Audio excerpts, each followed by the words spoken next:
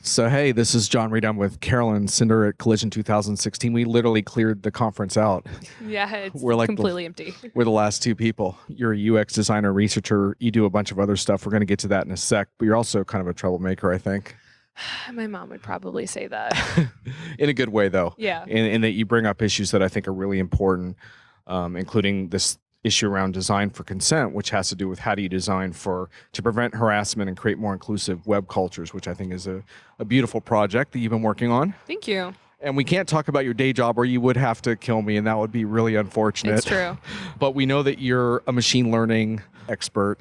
Yes. Is that fair to say? I wouldn't go with expert. I would definitely say machine learning enthusiast. Right. I'm a user researcher and UX designer at a really large company that works inside of machine learning and natural language processing. And you know a lot about chatbots. I know a lot. I've worked with chatbots, and I know a lot about chatbots. And you know about raising hell at South by Southwest, which we might get into. A little bit. And then also another interesting thing about your background, you have a master's from the, is it the Interactive Telecom? Is that right? Interactive Telecommunications Program. Yeah, and you worked under? Clay Shirky. Well, okay. You're doing a better job on your bio than me, so let's just let you do it. So yeah, I have a master's from the Interactive Telecommunications Program at NYU. It's in the Tisch School of the Arts. It was started by Red Burns back in 1979, I want to say. She was a leading thought leader in technology and film, primarily with video. And so this program has been a really great area for creative leaders who are interested in what we can do with technology to make art and how to make things for people. We take this class as graduate students in our very first semester called Applications. And Red, I was one of the last classes that ever got to meet her. She died the next year. Oh. She opens it with this presentation, and it always starts with I hope you. And one of the lines is, I hope you welcome cellists, loners, and poets. And I hope you remember you're designing for humans and not machines. Right. So a lot of our program is focused around humanizing technology and how do you solve problems in whimsical ways. While I was there, I took a lot of design classes and social media classes, particularly political uses of social media, where I studied under Clay Shirky. And it's funny because my stereotype of Clay Shirky was that he'd be like this rock star that'd be kind of inaccessible, but you said he was a great mentor to you. That's sort of cool. Clay was accessible to every student. Wow. If you wanted to chat with Clay, you just had to email him or go up and say hi. That's the thing. Dan Schiffman, who's a great evangelist of processing, is there. Tom Igo, who helped make Arduino what it is there. And they're all incredibly accessible and easy to talk to. Cool. Marina Zerkow is one of the most amazing artists and tech innovators. That's also such a weird way to describe her. She's a fantastic artist who thinks about technology in really unusual ways and can apply it to all these different kind of spheres. She's represented by Bitform's gallery. She's there. Lauren McCarthy is there as well. She's a fantastic creative technologist who sort of focuses on creating uncomfortable spaces to sort of bring people together and exploring all these satirical ways to use social media to sort of make us closer. It's an amazing roster of professors as well as an extended adjunct family. So a lot of adjuncts come from the program itself. It's an amazing kind of creative community to be a part of. Well, what I'm struck by is that you've been able to bring a lot of that into your work, which is not always easy because a lot of us have amazing experiences in school, but then we have a hard time translating that professionally. But it sounds to me like those themes around humanizing technology have really stayed with you, which is cool. I think there's something our head says. Red stepped down before her death, and Dana Sullivan, who's now the head of our program, who also is an ITP graduate, there's something he said where it's we're preparing you not for your first job, but for your last job. And Red's big thing was not preparing us to enter the workforce, but preparing us to think. So ITP is where you go to learn how to think and rethink about technology. So for me, it's not strange at all that this is what I do, or that I have a day job that I really like, but that I also do this stuff as intensely as my day job, because that's just very ITP of me. Yeah. And I don't know how to not give a shit about the things I care about. Yeah. Well, when you're done with this phase of your career, I think you might need to redesign our educational system, but that's a whole different project. I'll work on that next. For another time. Well, that was actually a class that exists at ITP that we call him Dano, our head Dano taught, and then Clay taught, and then I think someone else is teaching, but it's called Hacking Higher Ed. So that is something that there's a lot of hate this term, educational disruptors. Yeah. But there's a lot of people that are thinking about ways to make education better that are coming out of ITP, and that is a major component. We're going to need them. So let's get to your talk here at Collision 2016. Talk to me about, like, what is, for people who aren't familiar, what did you talk about, and what is designing for consent in particular? So I talked a lot about how to use UX and user experience design and user research to mitigate harassment inside of large-scale networks, particularly social media. But designing consent came out of this conversation I had with my friend Sidet Harry of the Coral Project. The Coral Project is a Mozilla Foundation initiative to make the commenting systems better for like print and industry online. And I was telling Sidet something where I was like, the funny thing about Twitter is that it really leans forward for conversation. Unless you're private, anyone can communicate with you on Twitter. It's really consenting on your behalf to any interaction, even if you don't follow that person. So all these normal kind of guardrails or organizational infrastructural instances we have in other social media, it gets worn down a bit in Twitter. So like if you're on Reddit, people can find you across multiple boards, but if you're posting on that board, you're wanting to talk to people, but people aren't seeking you out across multiple channels. Inside of Facebook is highly structured, so it's like harder to have conversation initiated with you unless you have really open privacy settings, but even still, it's a lot harder to talk to people that you don't know. Right. Unless you're posting on a very public thing. But even still, if you change your privacy settings, you're still open to your friends, but you are, you maybe won't exist in that public thread anymore. But that's not the case with Twitter. Twitter, unless you're private, Twitter is consenting on your behalf to any interaction because there's no intermediary step between private and public. There's no semi-privacy. There's no way to be semi-public. There's no way to create certain content that can't be seen by certain people. And Twitter has acknowledged a civility issue, but in my mind, they haven't really done a whole lot to improve upon that. And let's be honest, it disproportionately affects women and minorities and people who essentially become targets. Totally. But it can impact almost anyone who runs afoul of certain what I think of almost like groupthink herds who might organize against them. Well, there is a Twitter engineer that spoke out against something, and then all of a sudden he was being attacked by multiple people, and his reaction was, "I didn't realize everyone could see this." And it's like, right, you're an engineer at Twitter with 200 followers, but you have a public setting, and the feedback he's getting from the system was, no one's really interacting with me. I'm unknown. I'm on this unknown corner of the internet. And it's like, well, yes, but if someone Googles engineer Twitter and your name pops up, then like you're very accessible. But that wasn't the feedback that the system was giving him. So he had this false idea that he was private because of a low follower count, even though he was actually public. Well, and remember that woman, I forget her name now, but Justine Sacco, is it the AIDS tweet? Yeah, everyone always brings that up. But like she's a good example. She is, because she only tweeted that she had what, 200 followers? She only 200 followers, and then BuzzFeed picked it up. She tweets this thing, she hops on a plane. Yeah. And what, like 9 hours later she lands, in or her however life's long. road, yeah. She no longer has a job. Well, that's the funny thing about it is that, and again, like that's feedback she was getting from the system. So she was using the system the way the system was telling her to use it, which was an incorrect way to use it. Right. Because that's not the way data actually works inside of Twitter. Like our language, everything we post on Twitter is really a series of bytes. It flows incredibly quickly. It can be pulled up at any time based off the way someone's searching inside of Twitter, based off time of day or location, based off a myriad of analytics that are already tied to your account. Like she was using Twitter the way Twitter told her to use it, which is not the way language exists inside of Twitter. So like, you know, she tweeted something, no one favored it, she got on a plane. To her, that tweet was stale, it was old, and there was no reason that anyone would recognize it or interact with it. And that's the design of Twitter. It's about immediacy, except that that's not the way data exists inside of a system. Data can be stale but still recalled from a URL. So like, you know, the internet's really asynchronous. So it's easy to pull things up like really out of context over a longer period of time or at any point, right? So like her tweet going viral is a good example of how asynchronous the internet actually is, which is like we can resurface old content. Like, what was it, like last week, we were celebrating the 10-year anniversary of that video called Shoes by Kelly. Yeah. That's still on the internet. Right. But that's been a decade of that existing. So the point of all this is that, you know, Sacco was using Twitter the way Twitter had told her to use it. Yeah.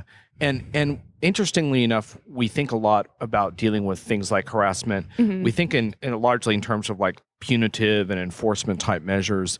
You took a different tack in your presentation talking about, well, is it possible I can build this into the design itself? Totally. And that's what you've taken on, and you presented, I guess, a prototype of what you're hoping to actually present or planning to present to Twitter.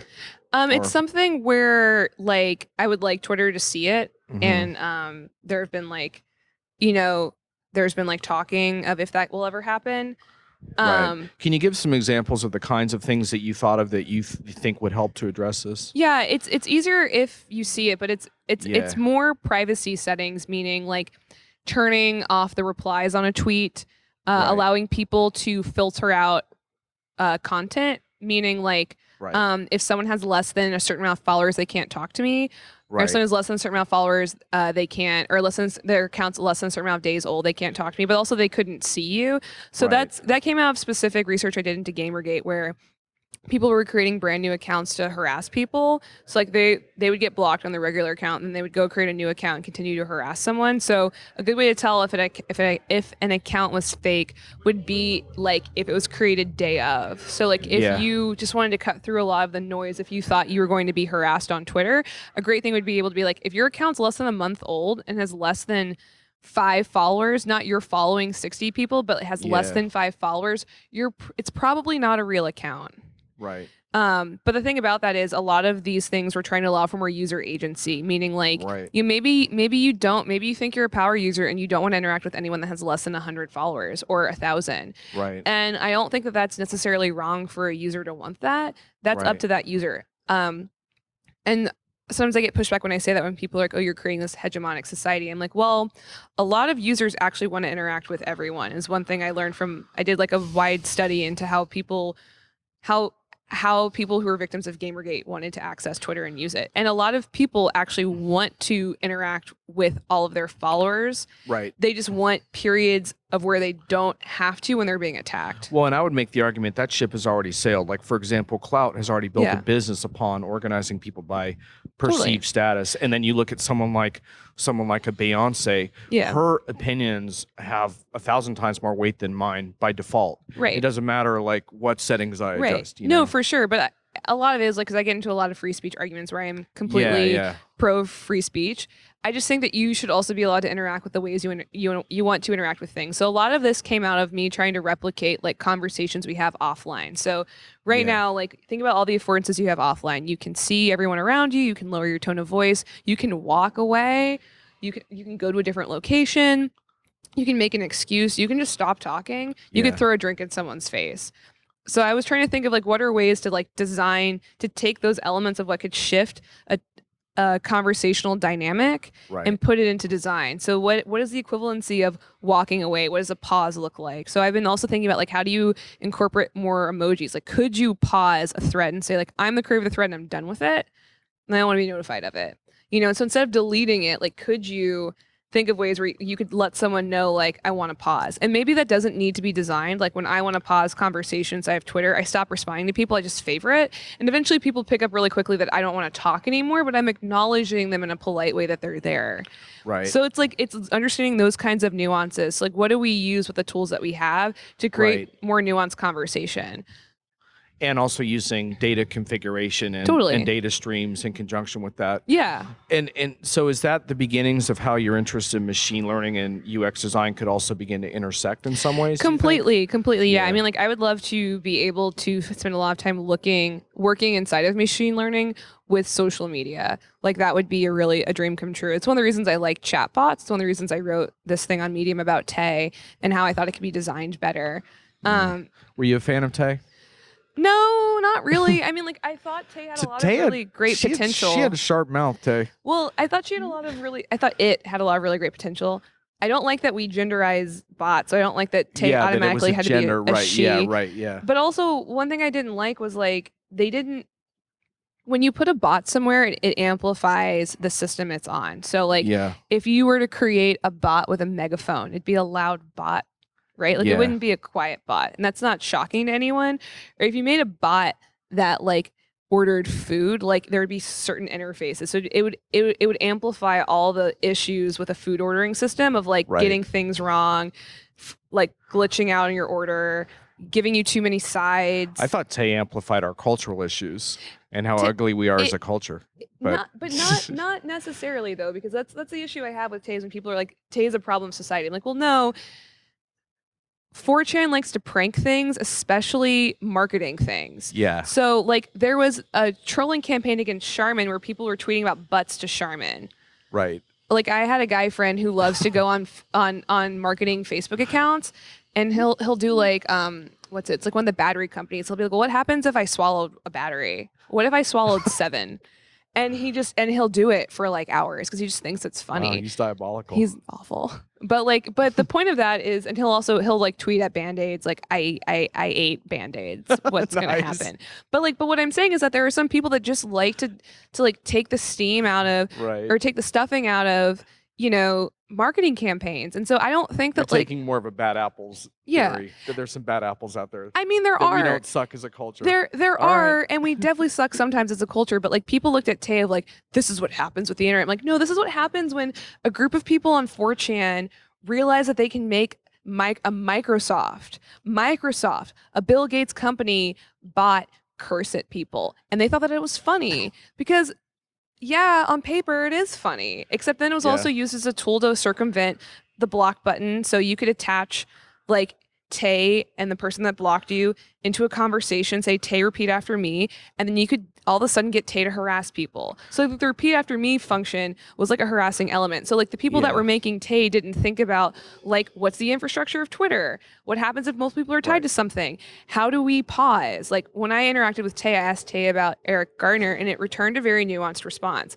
That nuanced response probably disappeared towards the end of the day, but they did train Tay to have some nuanced responses. They could have set up hard-coded guardrails and they didn't do that. And that's also kind of the issue. So like, you know, the reason Tay ended up being terrible was, you know, inside of machine learning, the more you use something a certain way, the stronger ties you create towards an answer. Right. So like there was some QA inside of Tay, and then 4chan completely retrained it in a short amount of time by asking it certain questions, and that did make it racist because it was asking questions and positive affirmations of racism, and that's how they completely retrained the corpus. And the corpus was open, the corpus was growing. So when the corpus of like racism outweighed the other corpus, that's when the corpus shifted. So can I ask you, from a machine learning and design perspective, do you think you could have done that differently to, for example, to create different kind of fail-safes and different weights on different things that would have prevented some of that? Or totally. I mean, it just a lot of it is like, a lot of it's just a lot of data research and user research into where you're deploying it and how, and example cases, how you think people are going to interact with it. So like a Slack bot would be made in an entirely different way. Yeah. And a Slack bot going into a certain channel would be made into an entirely different way. Like I'm on a women's dev channel and I'm on like a work channel. So like if we had a Slack ordering bot, like we would have to make a channel just for our office.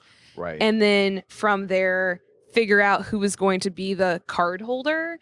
But then that would be a whole like, so those two things, or what I've already determined here is, okay, like this is would do this programmatically of like location, right? So channel of certain recipients in a specific geolocation, and then owner of card, automatic payment, right? And then from there, do you add in a max order of? Yeah. And then order must only hit card once.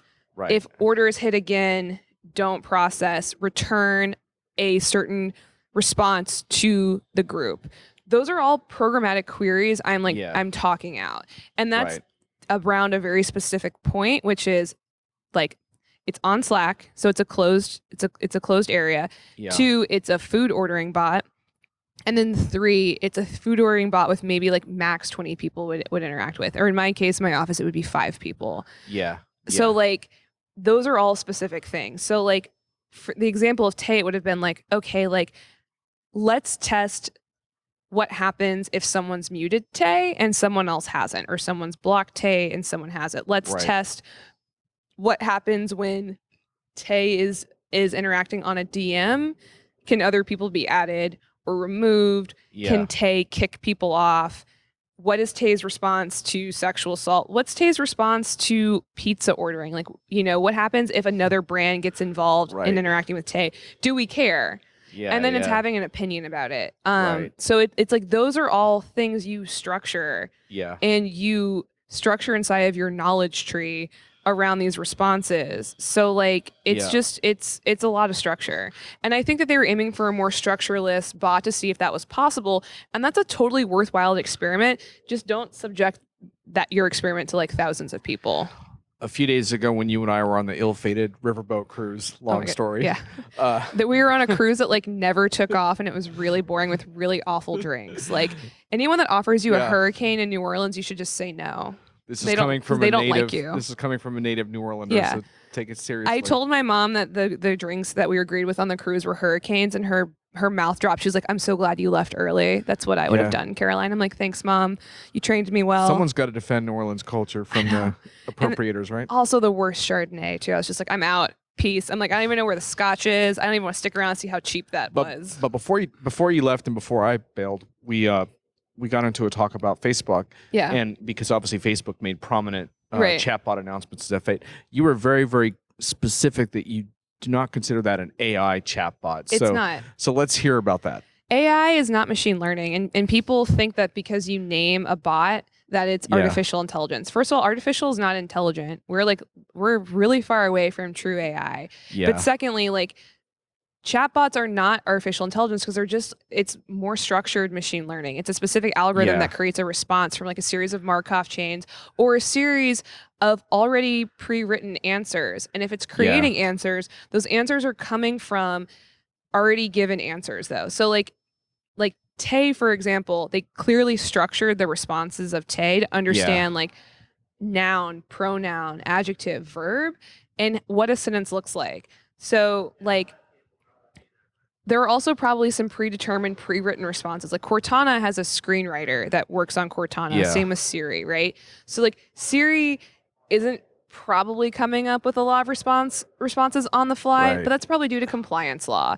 And that's also probably the same thing with these Facebook responses is there's probably a few things that are off the cuff, but those off the cuff responses are similar enough to a pre-written, predetermined and approved response. So it's not AI, it's just machine learning towards responding. So what do you think of Facebook's chatbots? Do they suck? Are they commercially viable but only in a limited way? Should they have waited until they were more sophisticated? What is your view? I haven't played with them yet, but I have heard that they were a little disappointing. And so BuzzFeed skewered the shopping bot. Yeah, you were telling me that. So but that's the thing is like, so shopping is actually a really broad thing. And this is what we were talking about. It's like weather is a little less broad because it's location, and then like set APIs are probably coming from places like the Weather Channel. Yeah. So if you just say like what is the temperature? It will return something. Do I need a jacket? Okay, the bot's not going to know, but if you can train the bot enough to be like, yeah, I don't like cold weather, it may respond with that. But also, like, how many other people are using the bot? So it's really hard to make a bot hyper specific to you. It's easier to make an app that remembers that you've set presets of like, this is my favorite temperature. And then you ask like what the weather is, and then it tells you based off of like your temperature settings that you probably want a jacket. That's not machine learning. That's just a smart app remembering things you set. And I mentioned that particularly because I used to have an app that would tell me like bring your umbrella. Yeah, bring your umbrella. Right. Or like you're gonna want a coat. Yeah. But that was just me setting presets of filling out a profile and saying this is how cold I get. This is the kind of weather I'd want this sort of sweater in. So if that's the case, are you more of an advocate of apps like that, or do you think that where you can define preferences, or do you think that a bot can really be effective for people? I think a bot can do that, but again, like it's like that would be a really good that would be a good example of machine learning. Right. But and I think it's doable if you make it to where the bot is kind of like it is an app. And the idea is that from the start, you are going to train it to what you want, but you still fill out those presets. Because like what I described would be a really great one-on-one bot that you pay like, I don't know, $3 or $4 for. And it starts to tell you more information about the weather you're doing. But it's pulling from a certain thing.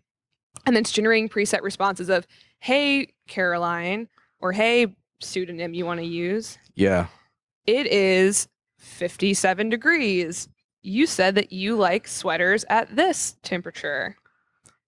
What do you think about a jean jacket? Yeah. And then if I were like, I hate jean jackets, no, then hopefully it would remember the next time to never bring up a jean jacket. Or if I was like, that's okay, like hopefully it would remember, and it should through the kind of algorithm it's utilizing. But if you're using a generic bot, and this is the difference, like what I described would be something that like someone deployed knowing that it's a one-to-one experience with the consumer, that like that data isn't going to affect all of the data. So it's starting with almost no data and starting with a lot of presets. It's pre-trained. So it's generating a small data corpus, and it's held probably semi-locally or something, right? Like it's in a different spot.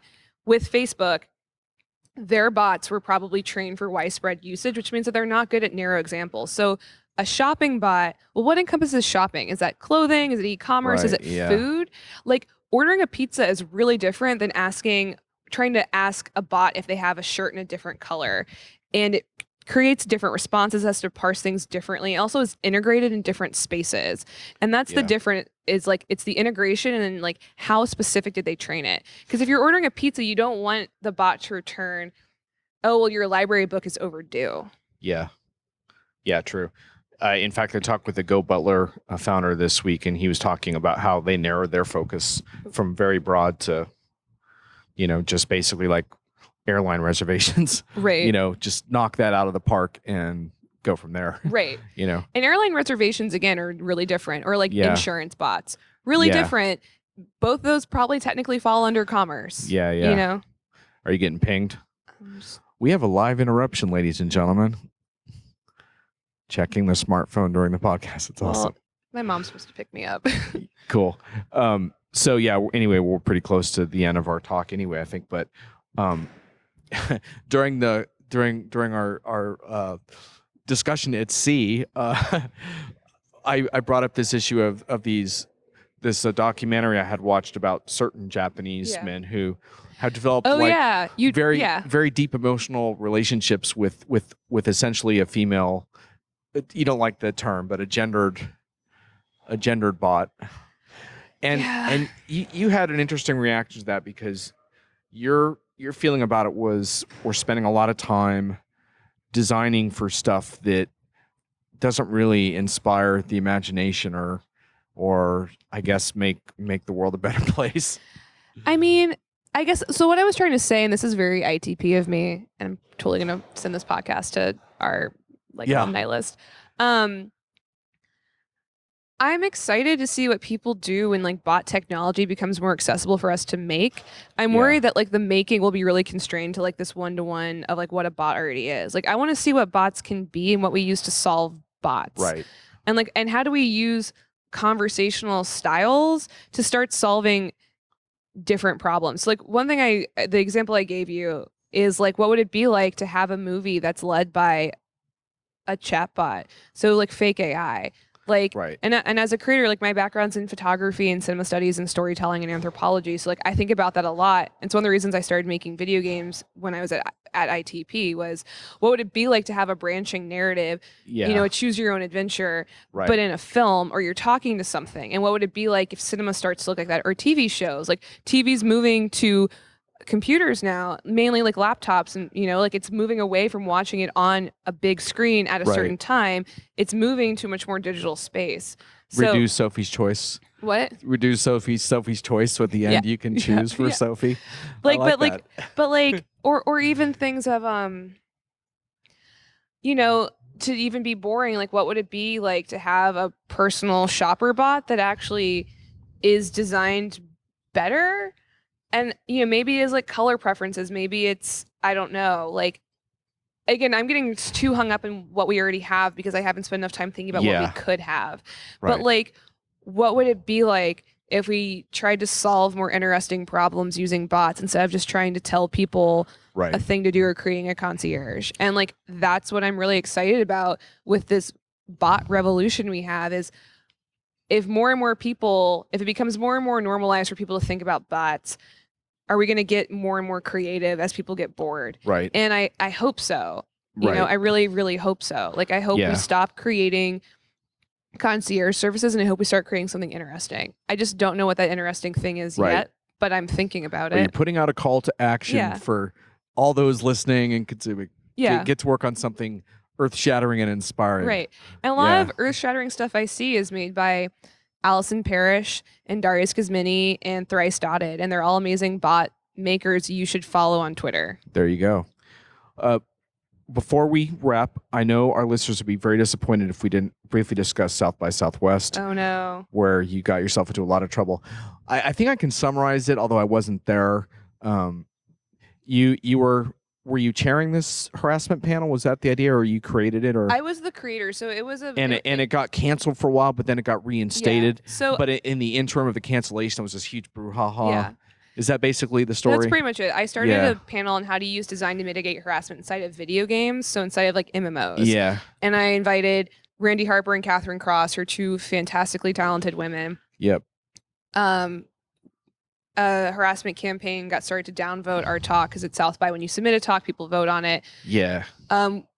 South by was really understanding at that point and just discounted the votes and said, well, we're just going to judge it based off like internally what we think of it, and they really liked it and they invited us. And then it turns out at the same time, Gamergate had emailed South by and been like a group of activists inside Gamergate had emailed South by and said it's not fair because my panel and two other panels that had anti-Gamergate people on it were at South by.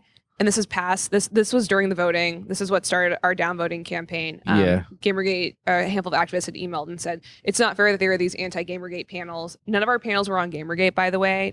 Right. Two of them were on. One was on VR. One was on like diversity in tech, and then there was my panel on design and harassment side of MMOs.